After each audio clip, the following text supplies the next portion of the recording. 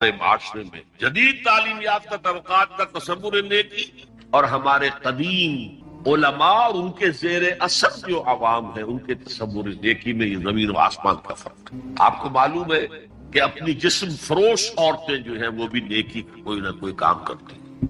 آپ دیکھیں گے محرم میں سیاہ کپڑے پہن کے جلوس کے آگے آگے جا رہی ہیں، سبیلے لگا رہی ہیں، مختلف مزاروں میں جب عرس ہوتا ہے وہاں جاتی ہیں، دھمال کھیلتی ہیں، وہی سیاہ کپڑے پہنتے ہیں، وہ بھی اپنے آپ کو مطمئن کرتے ہیں۔ مشہور ہے ایک واقعہ شہنشاہ عالمگیر اورنگزیب کا، اس نے دلی میں گانے بجانے پر پابندی لگا دی۔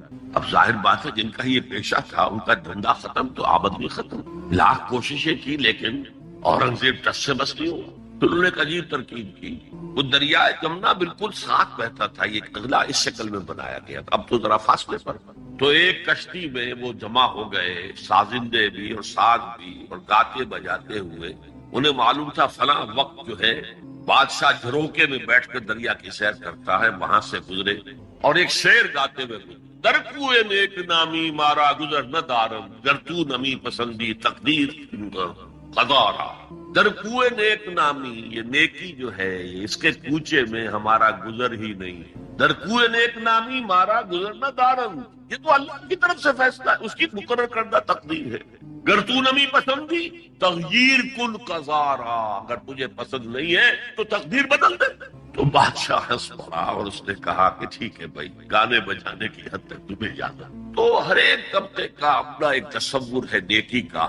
جیسے میں نے پہلے عرض کیا بڑے بڑے ڈاکو جو ہے وہ اپنے علاقے کے بیواؤں یتیموں کی سرپرستی کرتے ہیں، ویسے نہایت درندگی صفاقی انسانی جان کی کوئی حیثیت ہے۔ تو نیکی اصل میں کس شے کا نام ہے، کون سی چڑیا کا نام ہے، نیکی حقیقت میں کیا ہے، وہ ہے اس آیت کا مضمون۔ میں مثال دیا کرتا ہوں، ایک عام قصہ ہے کہ کسی گاؤں میں پہلی مرتبہ ہاتھی آیا۔ اب وہاں نابینا لوگ جو تھے انہیں بھی پتہ چلا ایک عجیب جانور آیا ہے، وہ آئے اور کسی نے اس کی ٹانگ کو ٹٹولا، اس نے کہا ہاتھی ایک ستون کے مانند ہے۔ کسی کا اس کے کان کے اوپر ہاتھ پڑا، اس نے کہا چھاج کے مانند ہے وہ۔ کسی نے پیٹ کو ٹٹولا، بہت بڑا ڈھول ہے وہ۔ بالکل یہی معاملہ ہے نیکی کے تصور کے بارے میں۔ اڑائے کچھ ورق لالے نے، کچھ نرگس نے، کچھ گل نے، چمن میں ہر طرف بکھری ہوئی ہے داستان میں۔ کسی نے نیکی کا ایک حصہ لے لیا، کسی نے دوسرا لے لیا، کسی نے تیسرا لے لیا۔ وہ مکمل سراپا نیکی، حقیقی نیکی کس میں ہے، یہ ہے اس آیت کا مضمون۔ اب چوتھے نمبر پر یہ تمہیدی باتیں جو میں عرض کر رہا ہوں، اس آیت کا پس منظر کیا ہے جسے ہم کہتے ہیں شان نزول۔ کیا بحث چل رہی تھی جس پہ ہدایت کے لیے یہ آیت نازل ہوئی؟ تو ذہن میں رکھیے کہ تحویل قبلہ اس آیت کا پس منظر ہے، شان نزول۔ آپ کو معلوم ہے مکے میں جب تک حضور رہے، آپ جب نماز پڑھتے تھے تو آپ جنوبی جانب کھڑے ہوتے تھے، یعنی رکن یمانی اور وہ کونا کہ جس میں حجر اسود نصب ہے، ان دونوں کے درمیان کھڑے ہوئے کعبے کی طرف رخ کیا، تو اسی رخ پر بیت المقدس بھی ہے۔ اسے کہتے ہیں استقبال قبلتین، دونوں قبلوں کا بیک وقت استقبال ہو گیا، رخ ہو گیا دونوں طرف، خانہ کعبہ کے بھی اور بیت المقدس کے بھی۔ مدینے میں آ کر تو یہ ناممکن ہے۔ اب اگر کعبے کی طرف رخ کرو گے تو بیت المقدس کی طرف پشت ہو جائے گی، وہ شمال میں ہے، یہ جنوب میں ہے۔ اگر بیت المقدس کی طرف رخ کرو گے تو کعبے کی طرف پیٹھ ہوگی۔ لیکن آپ کو معلوم ہے کہ حضور نے 16 یا 17 مہینے مدینے آنے کے بعد بیت المقدس کی طرف رخ کر کے نماز پڑھی۔ اب ایک شکل تو یہ ہے کہ یہ حضور کا ذاتی اجتہاد ہو اور اس کو اللہ نے تسلیم کر لیا ہو کہ ٹھیک ہے، یہ بھی ممکن ہے۔ اسے تقریر کہتے ہیں اصطلاح میں۔ حدیث کس چیز کا نام ہے؟ حضور کا قول یا فعل یا تقریر۔ پہلی دونوں چیزیں تو آپ جانتے، قول اور فعل۔ یہ تقریر کیا؟ حضور کے سامنے کوئی کام کیا گیا اور حضور نے نہیں روکا، تو امپلائڈ ہے اس کے اندر کہ یہ کام حرام نہیں ہے، حضور کے سامنے ہوا ہے، آپ نے روکا نہیں۔ تو اگر یہ ذاتی اجتہاد تھا تو تقریر ہو گئی اس کی اللہ کی، لیکن زیادہ غالب پہلو یہ ہے کہ یہ اللہ کے حکم سے حضور نے کیا، اور یہ حکم وحی خفی کے ذریعے سے آیا، اس لیے کہ قرآن مجید میں اس کا ذکر نہیں ہے کہ اللہ نے حکم دیا ہو کہ اے محمد صلی اللہ علیہ وسلم اب آپ اور آپ کے ساتھی بیت المقدس کی طرف رخ کر کے نماز پڑھے، یہ نہیں۔ تو یہ وحی خفی، وحی جلی، وحی خفی، دو قسم کی وحیاں حضور کو ہوتی۔ نبی کے لیے تو وحی خفی بھی وحی جلی کے اسی کے حکم میں ہے، لیکن عام آدمی کا کوئی ولی اللہ بڑے سے بڑا ہو، اس کی بھی اس کا کشف، اس کا الہام حجت نہیں ہے دین میں۔ بہرحال یہ شاید حضور کو اللہ نے وحی خفی کے ذریعے حکم دیا۔ اس کا ایک بہت بڑا سیاسی فائدہ ہوا حضور، اور وہ یہ کہ مدینے میں آ کر آپ کا واسطہ پڑا یہودیوں، وہ بہت منظم تھے، تعلیم یافتہ تھے، بہت کلچرڈ تھے، ان کے ہاں فقہا تھے، ان کے ہاں مفتی لوگ موجود۔ اگر فوری طور پر تصادم یہود کے ساتھ ہو جاتا تو حضور کے قدم مدینے میں جمنا آسان نہ ہو۔ یہ جب آپ نے بیت المقدس کی طرف رخ کر کے نماز پڑھی تو یہودیوں نے سمجھا چلو کوئی بات نہیں ہے، تو ہمارے کیمپ فالوورز ہیں، ہمارے قبلے کا رخ کر رہے ہیں، لہذا فوری طور پر ان کی طرف سے کوئی مخالفت وہ پیش کی، اور اس 16 مہینے میں حضور کو اپنے قدم جمانے کا مدینہ منورہ میں پورا موقع ملا، بلکہ پہلے 6 مہینے اس میں جو ہے بہت ڈیسائسو ہے۔ 3 کام آپ نے 6 مہینے میں کیے ہیں تو بالآخر بہت ہی زیادہ فیصلہ کن ثابت۔ نمبر 1 یہ کہ آپ نے مسجد نبوی کی تعمیر کر لی، اب یہی مرکز ہے، یہی درسگاہ ہے، یہی خانقاہ ہے، یہی پارلیمنٹ ہے، یہی دارالمشاورت ہے، یہیں سے فوجیں تیار کی جا رہی ہیں، یہی وفود آ کر پیش ہو رہے ہیں، بہرحال ایک مرکز مہیا۔ نمبر 2 یہ کہ مہاجرین میں اور انصار میں مواخات، ایک مہاجر ایک Ansari, they were declared brothers، یہ تھی انٹیگریشن آف دی سوسائٹی۔ اور تیسرا کام آپ نے یہ کیا اسی دوران میں، جس کا تعلق اس حکمت عملی کے ساتھ بہت گہرا بن جاتا ہے، کہ یہود کو جکڑ لیا ایک معاہدے میں، میثاق مدینہ، کہ اگر مدینے پر کوئی باہر سے حملہ آور آیا تو ہم سب مل کر واحد امت کی حیثیت سے مدینے کا دفاع کریں، جوائنٹ ڈیفنس آف مدینہ کا پیکٹ۔ اور یہ چیز بھی حضور کی کامیابی میں بہت فیصلہ کن ثابت ہوئی۔ تو اس اعتبار سے یہ تحویل قبلہ جب پھر ہوئی ہے، اور میں نے جو کہا تھا کہ اللہ نے ہی کوئی حکم دیا تھا وحی خفی کے ذریعے، وہ اس سے ثابت ہوتا ہے کہ نہ صرف بہت سے مہاجرین پر یہ بات شاخ گزر رہی تھی، خود حضور پر بھی شاخ گزر کہ میں پیٹھ کیے ہوئے ہوں کعبے کی۔ چنانچہ قرآن مجید میں یہ آیا ہے، قد نرا تقلب وجهك في السماء، اے نبی ہم آپ کے چہرے کا، نگاہوں کا آسمان کی طرف اٹھنا بار بار دیکھتے رہے، آپ منتظر تھے کہ وقت آئے، حکم آئے، وحی آئے اور میں رخ بدل۔ وما جعلنا القبلة التي كنت عليها الا لنعلم من يتبع الرسول ممن ينقلب على عقبيه، یہ اللہ نے اپنی طرف منسوب کر دیا، اور ہم نے وہ قبلہ جس پر تم اب تک رہے ہو 16 مہینے 17 مہینے یہ مقرر کیا تھا تاکہ دیکھ لیں کہ کون ہے رسول کا اتباع کرنے والے اور کون ہے جو اپنے الٹے پاؤں پھر جانے والے۔ کیا مطلب ہے اس کا؟ مہاجرین مکے سے آئے تھے، ان کے دلوں میں عظمت جو ہے کعبے کی وہ پلی ہوئی تھی اندر ٹھوک ٹھوک۔ اب دیکھا اللہ نے حکم نہیں دیا وحی جلی کے ذریعے سے، یہ رسول کا حکم تھا، گویا کہ یہ ایک امتحان ہو گیا کہ کہیں تمہاری حمیت جاہلی، تمہاری محبت جو تمہیں کعبے سے ہے وہ تمہیں اسلام سے پھیر تو نہیں دیتی؟ آیا تم رسول کے حکم کو مقدم رکھتے ہو اور اپنی کسی سابقہ حمیت، جسے حمیت جاہلی ہم کہہ دیں گے، اس کو مقدم رکھتے ہو؟ یہ ایک سخت امتحان تھا جس میں کہ اہل مکہ جو مہاجرین تھے وہ مبتلا کیے گئے، اور خاص طور پر یہ بات کہ رسول کا حکم ماننے کی تاکید، چاہے ابھی قرآن میں کوئی آیت نہیں آئی ہے، لیکن حقیقی مومن کے لیے رسول کا فرمانا بھی ایسے ہی ہے جیسے کہ اللہ کا فرمان۔ اس کی تربیت بھی ہو گئی، لیکن یہ کہ اکثر کا معاملہ یہ تھا کہ یہ معاملہ شاخ گزر رہا تھا، یہاں تک کہ حضور کا معاملہ بھی تھا، قد نرا تقلب وجهك في السماء فلنولينك قبلة ترضاها، تو اے نبی ہم بدل دیں گے قبلہ وہ جو آپ کو پسند ہے، اب رخ کرو مسجد حرام کی، فولوا وجوہکم شطر المسجد الحرام، اب اپنا رخ کر لو مسجد حرام کی طرف۔ چنانچہ مدینے میں ایک مسجد القبلتین، جو حضرات گئے ہیں زیارت کرتے ہیں انہوں نے زیارت کی، حضور مدینے سے باہر ایک قبیلے کی جگہ تھی، وہ وہاں گئے ہوئے تھے، کوئی دعوت طعام تھی، دوپہر کا کھانا تھا، اسی وقت ظہر کا وقت ہو گیا، حضور نے جماعت کھڑی کی اور قبلہ جو ہے بیت المقدس، اسی نماز کے دوران یہ آیات وہی نازل ہو گئی، آپ نے فوراً رخ بدلا اور پوری جماعت نے رخ بدل لیا، اور اسی لیے اس مسجد میں 2 قبلے ہیں، 2 محرابیں ہیں، ایک شمال کی جانب بیت المقدس کی جانب، دوسری جنوب کی جانب یعنی مکہ مکرمہ کی۔ اب یہ تحویل قبلہ جو ہے، یہ ہے بات اصل میں سمجھنے کی ایک بہت بڑے فتنے کی بنیاد پر۔ فتنہ آزمائش کو کہتے ہیں اور فتنہ فساد کو بھی کہتے ہیں۔ فساد یہودیوں کی طرف سے شروع ہوا، یہ کیسا نبی ہے جس کا قبلہ ہی معین نہیں؟ ابھی یہ شمال کی طرف رخ کر کے نماز پڑھ رہا تھا اور اب اس نے جو ہے جنوب کی طرف رخ کر لیا۔ کیسا نبی ہے؟ کیسا نبی ہے؟ حضور کے خلاف لوگوں کو بھڑکانے کا انہیں اب ایک موقع آتا۔ اور آپ کے علم میں ہے کہ اوس اور خزرج کے جو عوام ہیں وہ یہود کے بہت زیر اثر تھے، بہت زیر اثر۔ وہی بات کو سمجھتے تھے، ہمارے پاس نہ کوئی شریعت ہے، نہ کتاب ہے، نہ کوئی قانون ہے، نہ ہمارے ہاں کوئی مفتی ہے، نہ قاضی ہے۔ ان کے ہاں تو کتاب ہے، شریعت ہے، مفتی ہے، قاضی ہے، ان کا تو بڑا کلچرڈ لوگ ہیں۔ تو ایک روب تھا، لہذا یہ ایک ان کو موقع مل گیا کہ اس پر لوگوں کے جذبات کو بھڑکائیں اور حضور سے برگشتہ کر۔ دوسری طرف سادہ نو مسلمانوں کے اندر بھی ایک فتنہ بطور آزمائش آ گیا کہ اگر اصل قبلہ یہ تھا تو یہ 16 مہینے کی نمازیں تو ہماری عقارت نہیں، غلط رخ پر پڑے گی، اور نماز تو دین کا اصل ستون ہے اور یہ نمازیں ہماری ضائع۔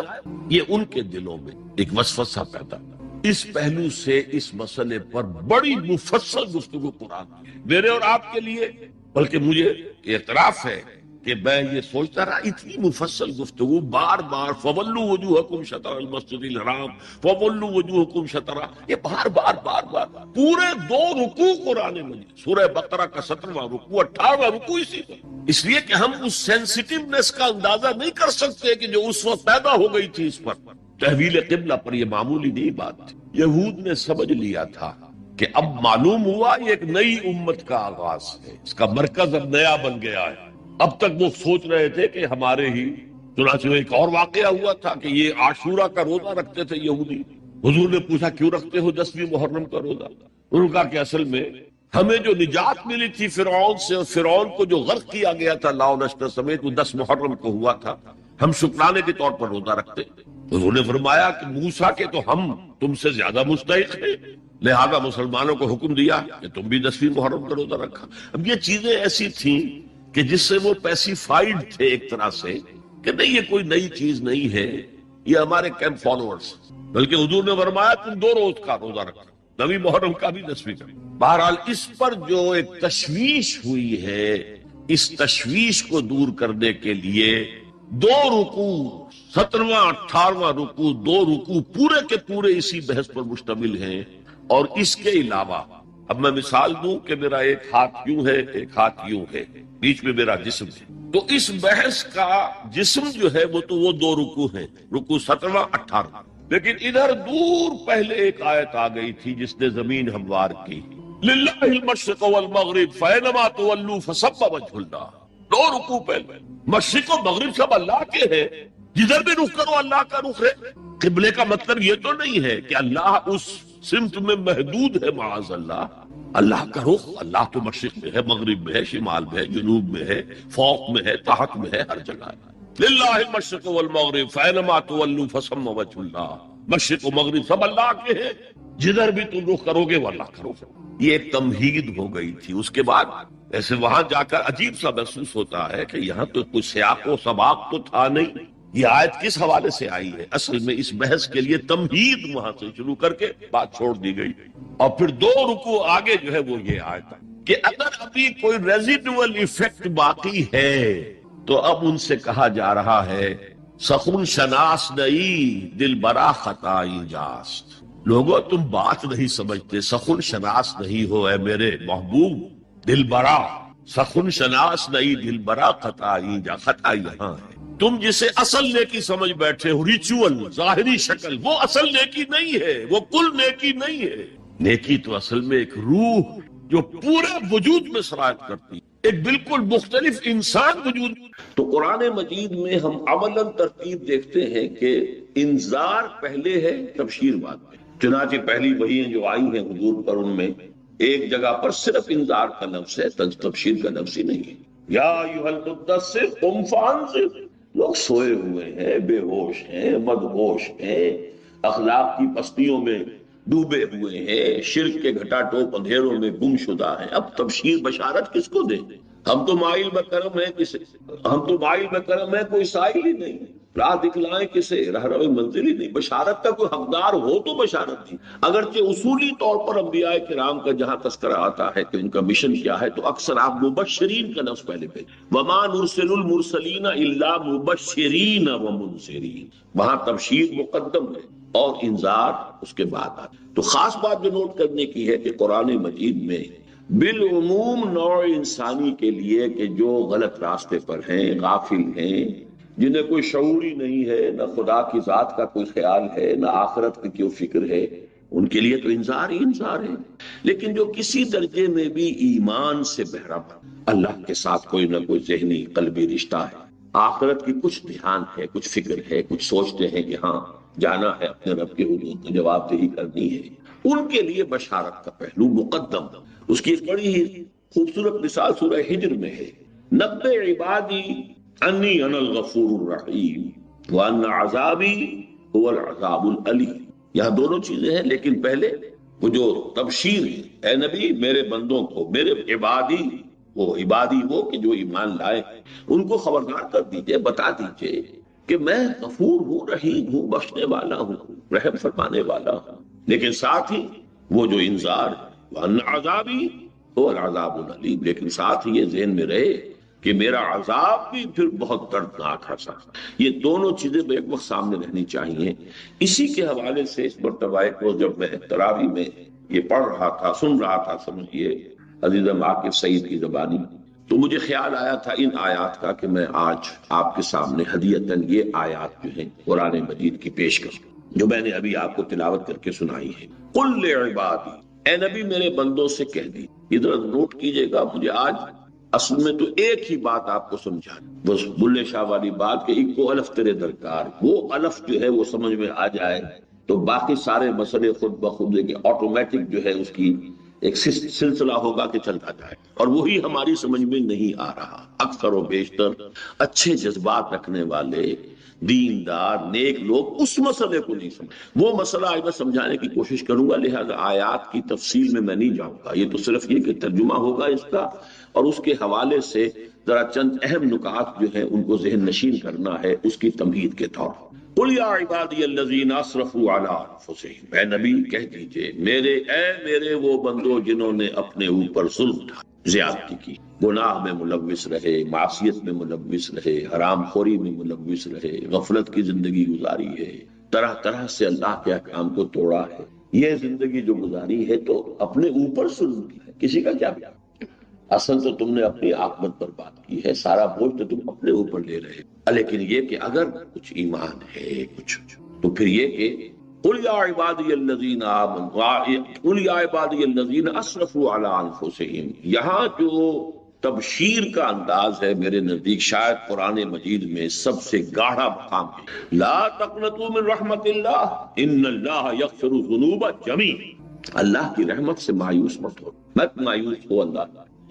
لفظی ترجمہ ہوگا بغیر کسی اگر مگر کے، اگر ہم اضافے کے، جیسے کہ عبارت ہے اللہ تمام گناہ معاف کر دیتا ہے، اور چونکہ یہ فعل مضارع ہے اللہ تمام گناہ معاف کر دے گا، یہ بہت ہی رجا اور امید اس کی ایک کیفیت پیدا کرنے والے الفاظ۔ یعنی کیا کہ اگر فرض کیجئے کوئی شخص ہے کہ اس کی 80 برس عمر اور ساری عمر خراب، زندگی جو ہے صحیح رخ پر بسر نہیں، وہ بھی مایوس، معلم یغرغر، جب تک موت کے آثار نہیں آ جاتے توبہ کا دروازہ کھلا۔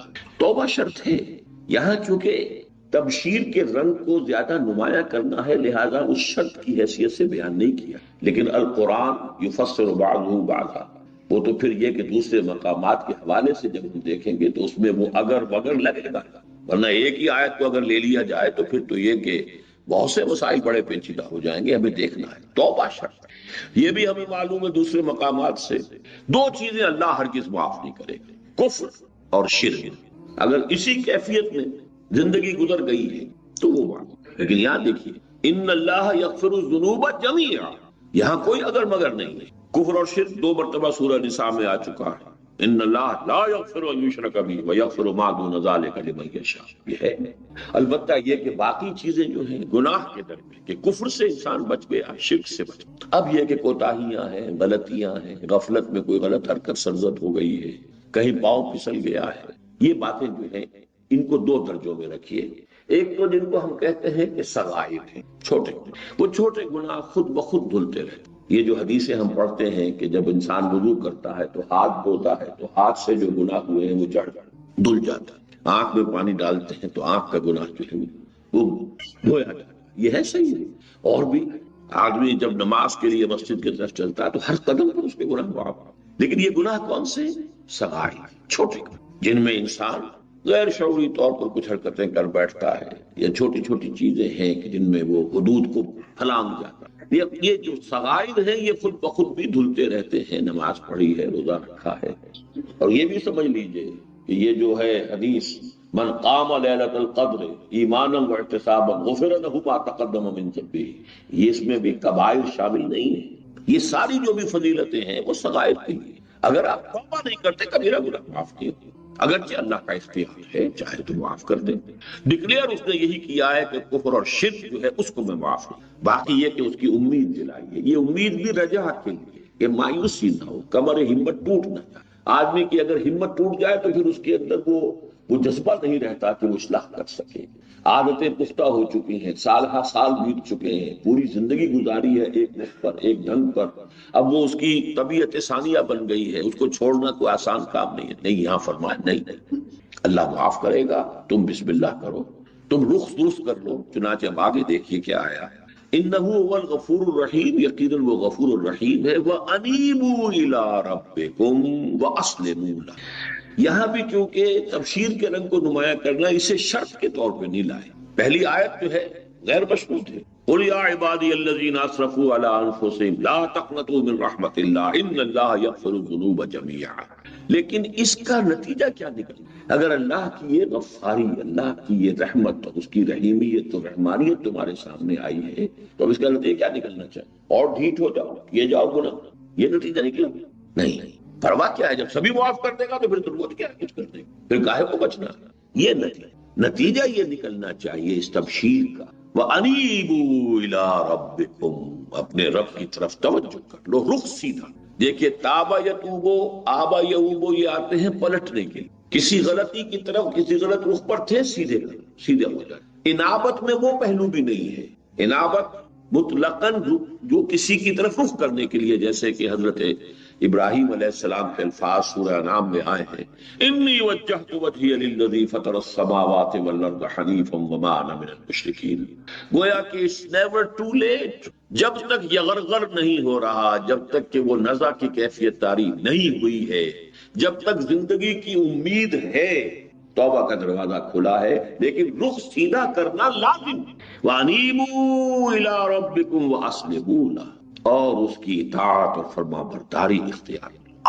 80 برس گزر گئے، ہم سب صاف کر دیں گے، کوئی پرواہ نہیں. لیکن اب تو اپنا رخ سیدھا کرو اور اللہ کی اطاعت اور فرما برداری اختیار. من قبل ان یاتیکم العذاب ثم لا تنصرون، اس سے پہلے کہ عذاب آ دھمکے اور پھر تمہاری کسی طرف سے کوئی مدد نہیں ہو سکی، پھر کوئی چھٹکارا نہیں. اب دیکھیے اب انذار کا رنگ، یہاں جو پہلے تبشیر کا رنگ ہے وہ بہت ہی نمایاں ہو کر آیا ہے. اب وہ انذار کا رنگ آگے بڑھتا جائے، اس کے اندر جو ہے وہ گہرائی پیدا ہو. من قبل ان یاتیکم العذاب ثم لا تنصرون واتبعوا احسن ما انزل الیکم من ربکم، اور پیروی کرو سب سے عمدہ شے کی اس میں سے کہ جو تمہارے رب کی طرف سے تم پر نازل کیا گیا. اس کا ایک ترجمہ یوں کیا جاتا ہے کہ قرآن تو احسن الحدیث ہے، اسی صورت میں الفاظ آئے ہیں، یہ خود احسن ہے، مکمل احسن ہے. لیکن نہیں، یہ بات صحیح نہیں. قرآن بھی جو آپ کو بتاتا ہے اس میں درجات ہیں. جیسے حدیث ہے، اس حدیث میں 3 درجے معین کیے گئے. من رہا منکم منکرا فلیغیرہ بیدہ، تم میں سے جو کوئی کسی بدی کو، منکر کو، غلط کام کو دیکھے اس پر لازم ہے کہ اپنے ہاتھ سے، یہ سب سے اونچا. وَإِن لَّمْ يَسْتَطِعْ فَبِلِسَانِهِ، اگر اس کی استطاعت رکھتا ہو تو زبان سے تو روکے، کہے تو صحیح کہ خدا کے بندے یہ کام غلط ہے، چھوڑ دو، مت کرو. فَإِن لَّمْ يَسْتَطِعْ فَبِقَلْبِهِ، اگر یہ بھی ممکن نہیں ہے، حالات ایسے ہو گئے، یا تو استطاعت نہیں یا ہمت نہیں. ورنہ تو یہ کہ ہمت ہے تو آدمی جو ہے جان پر کھیل جائے گا، بات صحیح کرے گا، چاہے اس کی زندگی چلی جائے، کوئی بات نہیں. افضل الجہاد کلمۃ حق عند سلطان جائر، لیکن ایک دوسری بات ہے، ایک دوسرا پہلو بھی چونکہ ہے، اجتماعی جد و جہد میں، انقلابی جد و جہد میں جب تک کافی جمعیت نہ فراہم ہو جائے، اگر آپ بالید نہیں انل ملک شروع کر دیں گے پری میچورلی، تو وہ گویا کہ آپ کی پوری طاقت تباہ ہو، اس میں انتظار کرنا ہوتا ہے۔ وہ یہ نہیں ہے کہ اپنی ہمت کم ہے، بلکہ ابھی وہ اجتماعی طاقت اتنی کم ہے، انفرادی ہمت اپنی جگہ موجود ہے۔ صحابہ جو ہیں وہ جانے دینے کے لیے اس وقت بھی تیار تھے۔ کیا مکے میں جو ایمان لائے تھے السابقون الاولون، کیا ان کے بارے میں کوئی شک ہو سکتا ہے؟ کیا وہ 10 آدمی جا کر ایک ہی رات میں سارے کے سارے بت کعبے کے اندر اور باہر جو رکھے تھے توڑ نہیں سکتے تھے؟ چاہے ان کا قیمہ بعد میں کر دیا جاتا، یہی ہوتا اور کیا ہوتا۔ ہمت ان میں تھی لیکن نہیں، مصلحت نہیں تھی۔ اجتماعی نظام کو بدلنے کے لیے پہلے قوت فراہم، چنانچہ حضور 13 برس تک مکے میں رہے، اسی حرم میں نماز پڑھتے رہے، جس میں پیچھے بت، آگے بت، دائیں بت، بائیں بت، یہاں تک کہ سن 7 ہجری میں عمرہ قضا کے لیے گئے ہیں تو اسی کعبے کا طواف کیا جس میں بت رکھے ہوئے۔ البتہ جب وہ طاقت فراہم کی ہے، اس 18-19 برس میں جو طاقت حاصل کی ہے، اس طاقت کے ساتھ جب گئے ہیں اور فاتح کی حیثیت سے مکے میں داخل ہوئے تو پہلا کام یہ کیا کہ ایک ایک بت کو گرایا اور پاش پاش کر دیا۔ تو یہ ایک علیحدہ موضوع ہے، لیکن درجات تو ہو گئے۔ فَإِن يَسْتَطِعْ فَبِقَلْبِهِ، تیسرا درجہ ایک اور بھی ہے، دل میں شدید نفرت بدی سے، تو گویا کہ یہ بھی ایک درجہ ہے۔ وَلَيْسَ وَرَاءَ ذَلِكَ مِنَ الْإِيمَانِ حَبَّةُ خَرْدَلٍ، اس کے بعد تو ایمان رائے کے دانے کے برابر بھی نہیں۔ اسی طرح 3 مراتب جو ہے حدیث جبرائیل، جسے ام السنہ کہا گیا، اور اس ام السنہ کے بارے میں خاص طور پر حضور نے فرمایا کہ جبرائیل تھے جو تمہیں تمہارا دین سکھانے آئے تھے، اذ لم تسألوا، جبکہ تم نے اس کے بارے میں سوال نہیں کیا۔ اور یہ ہے واقعہ ہو رہا ہے حضور کی حیات دنیاوی کے آخری دور، تو وہ کون سا دین سکھانے آئے تھے حضرت جبرائیل؟ وہ دین یہ تھا کہ اس دین میں 3 لیولز ہیں، ایک مجرد اسلام بھی ہے، ایک اسلام سے اوپر ایمان ہے، ایمان سے اوپر احسان، تو درجے ہیں۔ تو یہاں فرمایا وَاتَّبِعُوا أَحْسَنَ مَا أُنزِلَ إِلَيْكُم مِّن رَّبِّكُم، ہمت کرو، کمتر پر کیوں راضی ہو کر بیٹھ جاؤ؟ دنیا میں تمہاری جد و جہد ہے کہ ہے جستجو کے خوب سے ہے خوب تر کہاں، زیادہ سے زیادہ بڑا مکان بنائیں، زیادہ سے زیادہ نئے ماڈل کی کار لا کے گھر پر کھڑا کریں، یہ کریں وہ کریں، یہ سب کچھ دوڑ لگا رہے ہو، تو دین میں کیوں کانے ہو کر بیٹھ جاتے ہیں؟ وَاتَّبِعُوا أَحْسَنَ مَا أُنزِلَ إِلَيْكُم مِّن رَّبِّكُم مِّن قَبْلِ أَن يَأْتِيَكُمُ الْعَذَابُ بَغْتَةً وَأَنتُمْ لَا تَشْعُرُونَ، اس سے پہلے کہ عذاب تم پر اچانک ٹوٹ پڑے اور تمہیں اس کا کوئی اندازہ ہی نہ ہو، شعور ہی نہ ہو کہ آ رہا ہے، وہ بغیر وارننگ دیے آتا ہے۔ اب 3 یہاں آ رہے ہیں کہ اب جو حضرات بھی یہاں بیٹھے ہیں ذرا وہ سوچیں ہم ان 3 میں سے کس کیٹیگری میں فال کریں۔ خدا نہ خواستہ اگر کر رہے ہوں تو اس وقت جاگنے کی ضرورت۔ پہلی کیٹیگری یہ ہے غافلین کی، ان تقول نفس یا حسرۃ علی ما فرطت فی جنب اللہ وان کنت لمن الساخرین، مبادا کہ کوئی کہے اس دن جب کہ وہ عذاب سامنے آئے، چاہے وہ قیامت کا دن ہو، چاہے وہ پھر جہنم سامنے آ گئی ہو، چاہے موت سر پر آ گئی ہو، جو بھی شکل ہے، مبادا تم میں سے کوئی یہ کہے ہائے افسوس، ہائے حسرت، میں نے جو کوتاہی کی اللہ کی جناب، علی ما فرطت فی جنب اللہ۔ اور اس سے بھی زیادہ نفسیاتی بات ہے، بڑی پیاری بات، آپ کو اس کے نقشے نظر آ جائے، اگر آپ میں خود وہ جھلک نہ ہو تو آپ آس پاس دیکھ لیں گے کہ ایسی شخصیتیں ہوتی ہیں جو سنجیدگی کو بالائے طاق رکھ کر اپنے اوپر ایک ایسی کیفیت طاری کر لیتے، ہنسی کھیل مذاق اسی میں، تاکہ یہ کہ کچھ سنجیدہ بات جو ہے اس کو سوچنے کی ضرورت پیش ہے۔ وَإِن كُنتُ لَمِنَ السَّاخِرِينَ، میں تو مذاق کرنے والوں ہی میں رہا، میں نے سنجیدگی سے غور ہی نہیں کیا، میں نے توجہ ہی نہیں کی، میں نے سوچا ہی نہیں۔ یا حسرت علی ما فرطت فی جنب اللہ وان کنت لمن الساخرین، میں تو اسے ہنسی کھیلی سمجھتا رہا، ہنسی مذاق سمجھتا رہا، میں نے توجہ ہی نہیں کی۔ یہ ہنسی مذاق کا عدم توجہ کا معاملہ کچھ اور کا ہے۔ عدم توجہ ایک حضرت حمزہ کی بھی تھی رضی اللہ تعالی، وہ ہنسی مذاق کی نہیں تھی، وہ صرف یہ تھی کہ انہیں بس دلچسپی تھی سیر سے، شکار سے، کئی دن صحرا میں ہیں، شکار کر رہے ہیں، شکار کر لیا وہی بھون کے کھا لیا، پھر اس کے بعد آگے کئی دن ہفتے رہے جنگل۔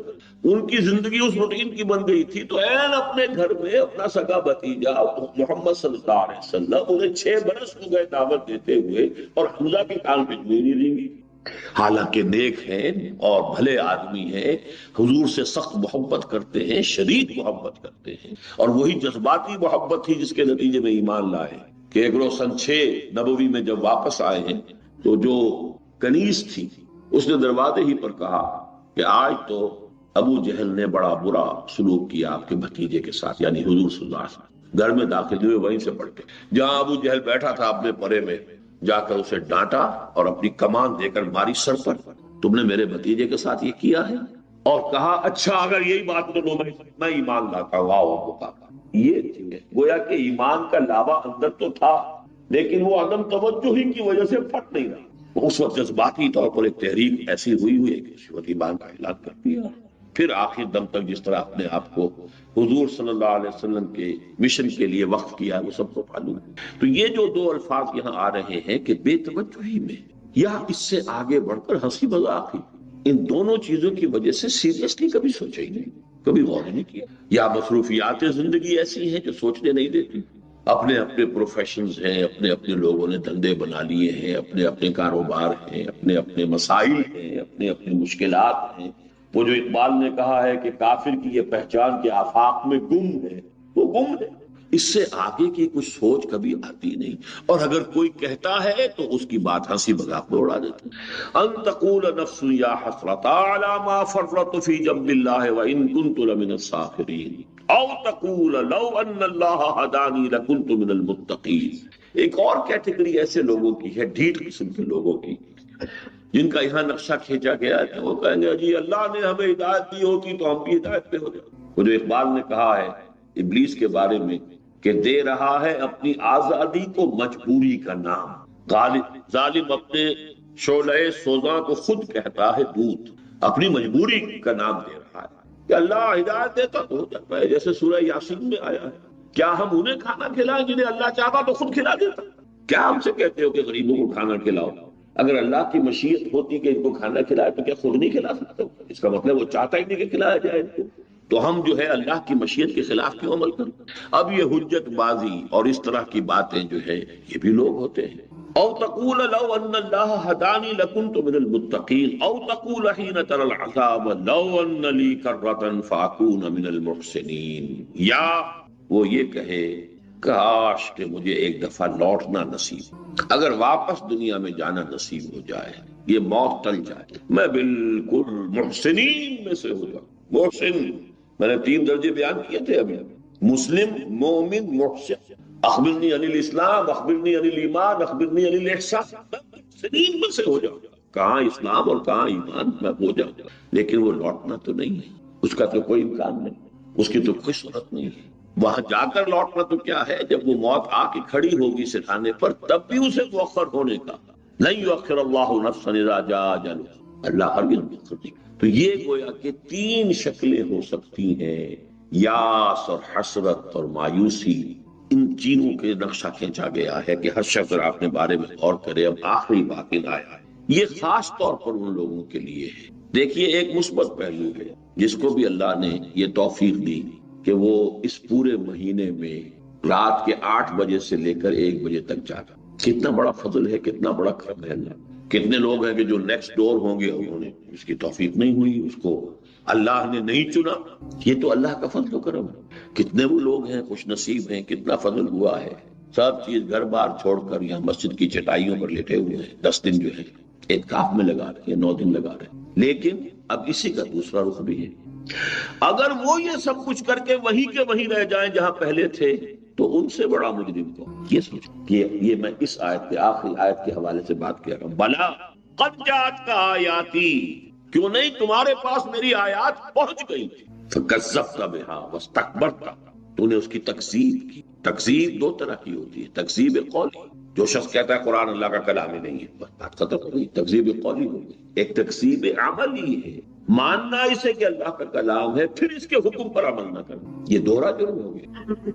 تکذیب قولی جنہوں نے کی ہے، تبذیر جو کر دی ہے کہ ہم مانتے ہی نہیں، اس کے بہت سے اسباب ہو سکتے ہیں، اس کے اسباب تو جائیں گے، اس کے والدین نے تربیت کیسی کی، اس کے ماحول نے کیسی تربیت کی، اس کو تعلیم کیسے ملی، بہت سے اسباب ہو سکتے ہیں، اور اللہ تعالیٰ نے جو محاسبہ کرنا ہے آخرت میں ان سارے فیکٹرز کو سامنے رکھے گئے۔ انفرادی محاسبہ اسی لیے کلہم آتی ہے یوم القیامت فردا، اور اللہ کا کوئی بہت ہی جوائنٹ کمپیوٹر ہے جو تمام چیزوں کا ایک سیکنڈ میں حساب نکال کے دکھا دے گا کہ اس کو یہ کچھ دیا گیا تھا، یہ مواقع ملے تھے، یہ اس نے کیا، تو جو گیون تھا اس کے پس منظر میں ایسس کیا جائے گا کہ اس نے کیا۔ لیکن جو مانے کہ یہ اللہ کا کلام ہے، جو مہینے بھر تک رات کو 8 بجے سے لے کر 1 بجے تک جاگے اللہ کا کلام سمجھنے کے لیے، اسے یقین ہے نا یہ اللہ کا کلام، ورنہ کیوں جاگا؟ نیند کسی پیاری نہیں، کس قدر تم پہ گراں صبح کی بیداری ہے، ہم سے کب پیار ہے، ہاں نیند تمہیں پیاری ہے، نیند تو سب کو پیاری ہے، جاگ رہے ہیں۔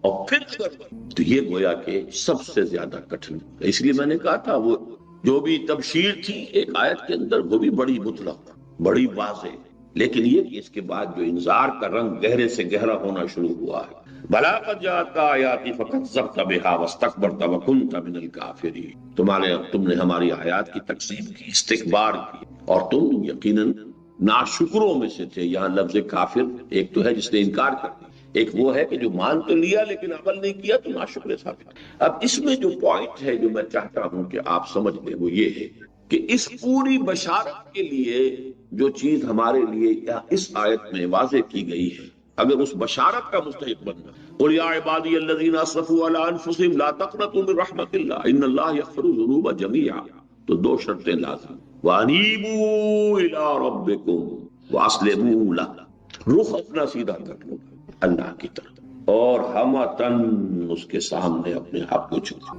ادخلوا فی السلم کافہ، داخل ہو جاؤ اسلام میں پورے۔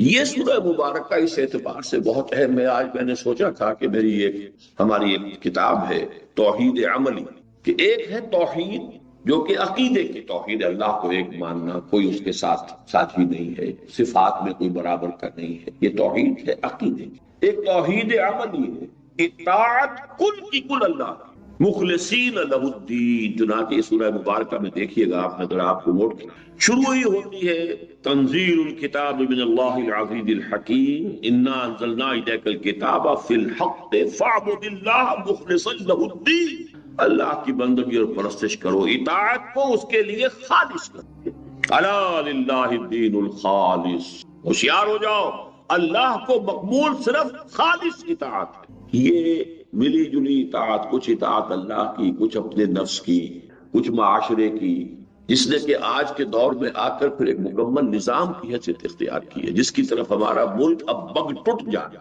ابھی تک ایک سسپنس تھا اس ملک کے اندر، تقریباً نصف صدی ہماری سسپنس میں ہوئی، نہ کلیئر کٹ سیکولرزم کی طرف ہم گئے، کچھ مذہبی جماعتوں کا ایسا زور تھا کہ ادھر جانے نہیں دے رہی، چاہے سلوگن تھا، چاہے نعرہ تھا، کچھ بھی تھا، لیکن تھام کے رکھا ہوا، نہ ہم سیکولرزم کی طرف گئے نہ صحیح دین کی طرف گئے، ایک سٹیسس کی سی کیفیت تھی۔ یہ میں نے کئی سال پہلے کہہ دیا تھا کہ اب حالات تبدیل ہو رہے ہیں، وہ سٹیسس اب ختم ہو رہا، اب یہاں دینی عناصر کی حیثیت اور ان کا اثر و رسوخ کم سے کم ہوتا چلا گیا، اور معاشرہ تیزی کے ساتھ اب سیکولرزم کیوں جائے گا، کیوں جا رہا ہے، اس کے اسباب پر گفتگو کرنے کا یہ موقع نہیں ہے اس وقت۔ میں صرف ایک بات سمجھانے کے لیے کہہ رہا ہوں، ایک تو ہے انفرادی طور پر کہ میں کچھ چیزوں میں اللہ کا حکم مانوں گا، کچھ میں کسی اور چیز کے لیے کیا کروں، مجبوری ہے، یہ تو بہت ضروری ہے، سود تو لینا ہی پڑتا ہے، فلاں ہے یا دینا پڑتا ہے، اس کے بغیر تو مکان نہیں بنتا، اس کے بغیر کاروبار نہیں بغیر۔